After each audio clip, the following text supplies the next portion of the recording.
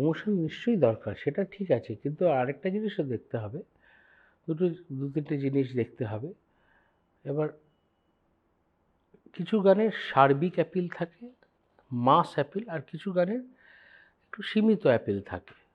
আমি কোনো গানকে ছোট বড় করছি না। আবার এইটাও ঠিক, প্রত্যেক গান নিজের ভাগ্য নিয়ে আসে, কে বড় খেলবে কে ছোট খেলবে।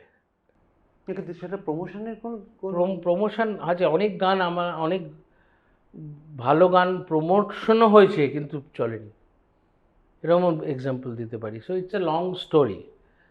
তো ওইটা আমি আবার ওইটাই বলছি, তো তো কাট দ্য স্টোরি শর্ট, কাজ করে যাও, যেটা ফুঁড়ে বেরোনোর বেরিয়ে যাবে। রূপঙ্কর যে গানটাকে ন্যাশনাল অ্যাওয়ার্ড পেয়েছে, সেই গানটা আমি হলপ করে বলতে পারি রূপঙ্করের গান বাই অ্যান্ড লার্জ লোকে জানে, কিন্তু কজন জানে ওটা? সুমনদার গান। হ্যাঁ, তার মানেই কি? তার মানে তো আমার কথাতেই তার মানে কি প্রমোশন হয়নি? এবং গানটা যতটা যা প্রমোশন হয়েছে, যা হয়েছে, সব জায়গায় তো কবির সুমন ওয়াজ ট্যাগড। হ্যাঁ হ্যাঁ, এক্স্যাক্টলি।